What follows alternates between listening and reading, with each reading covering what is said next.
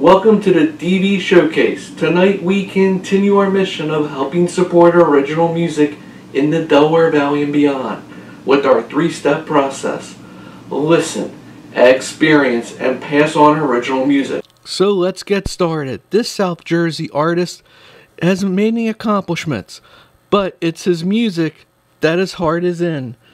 So let's meet the Mark Stinger Band here on the DV Showcase. Cut 'em loose.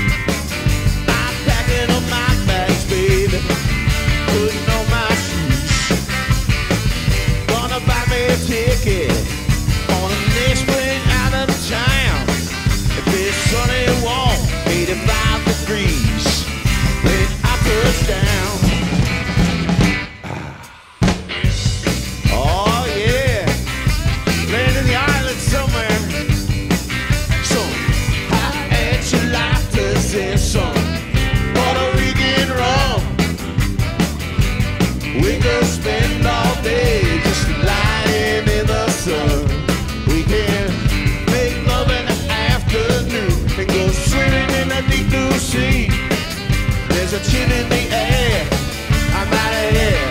Baby, won't you come with me? And I'm flying south now, baby. That's my plan. I've been sitting in the poolside with a big drink in my hand. Yes, I'm flying south now, baby. I'm out of here. You won't see me sometime next year. Ronnie!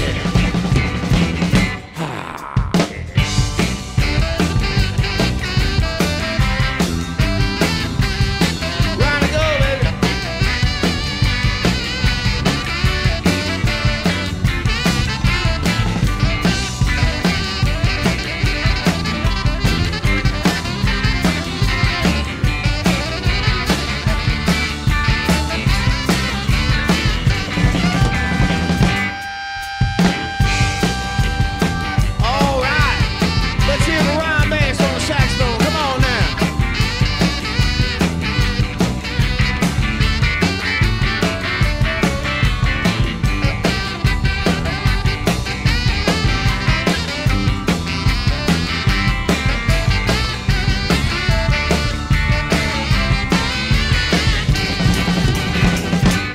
And I'm flying south now, baby. That's my plan. I've been sitting poolside with a big drink in my hand. Yes, I'm flying south now, baby. I'm out of here. You won't see me sometime next year. I said you won't see me sometime next year. You won't see me sometime next year. Fly us out, baby. See you in the spring. We love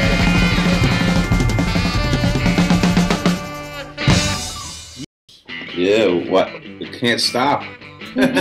Why stop now? Exactly. Been doing it for 40 plus years. Well, you know, I have. Not all but yeah, man, it's just part of you know part of who we are, part of who I am. I mean, it's what I do. Love entertaining and interacting with the audience and the fellow musicians. Sure. I grew up in a musical family, and music's always been within my blood. Been in several bands, but this is the band I've been in the longest and where I feel most at home. So it's been a good ride. How long has this band been together? Mark Stinger Band has been together, I guess, we had a band called Stinger. It was just the last name. And that was going strong through the 80s.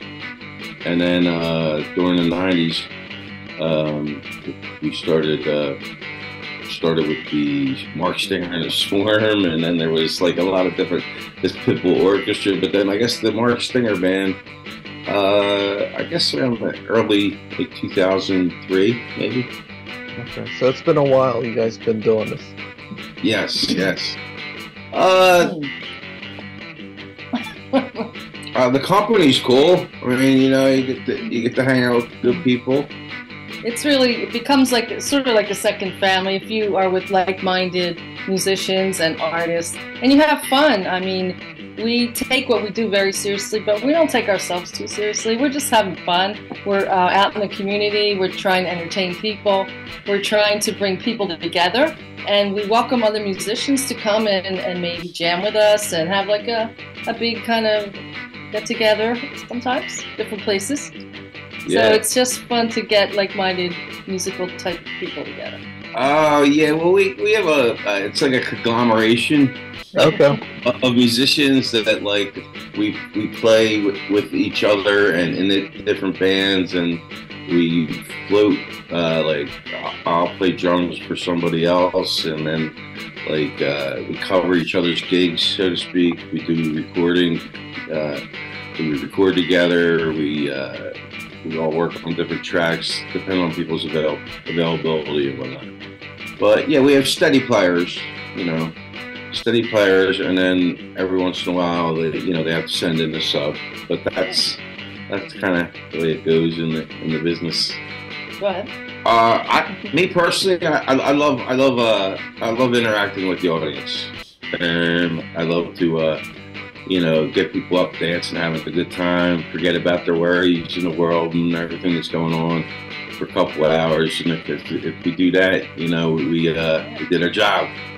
And it's very rewarding. And for those couple of hours, all the little aches and pains go away. And it's a social event too, as well as like you get to interact and meet a lot of people, and music takes you to all different places that I normally would never, venture to. So lots of reasons, actually. Yeah. And I would say people that come out to shows, they are wanting to go out and have a good time. Maybe they worked hard all week. They want some kind of relief, someone else to entertain them.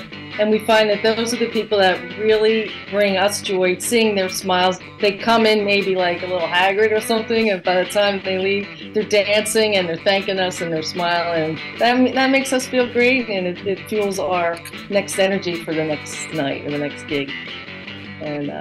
And also I do like working on different projects. Mark and I, with a few other people, did some recording recently, and we have that project going on. And we have, sometimes we do duo, trio, 4-piece, up to 7-piece bands. So the interaction within the band is also really interesting, because people, like he said, sometimes it's different players. Yeah, that kind of goes with the blues thing. We play a lot of blues as well as other styles of music, and that's kind of like one of the things with blues. A lot of the guys, we interchange with other musicians. It's like one big community here. We joke around. We say it's like one big band if you've been in town long enough. That's true. Yeah, everybody knows each other. I don't know, man. I kind of stay within the genre thing because. Yeah. For a couple of reasons, but yeah, because we love blues. We do a lot of blues, but we love the classic rock kind of feel. We do our own music, but we don't even a lot of times don't even announce it as like say the O word, the original, or the cover band. We just do our thing. Yeah. Like B.B. King, like a lot of in the blues, like a lot of people have done, so much of their own, so they pay tribute to all the artists that they love, coming up. Well, me personally, going all the way back to when we were like trying to play, in the basement or in the attic, when we were teenagers, we would try to play, like a Beatles song or whatever. Or like a Leonard Skinner song, or mostly classic rock, and we couldn't get all the way to the end. So get halfway through, and then we'd always go back to, what are we gonna do now? Okay. You know, then we just like play with it, you know.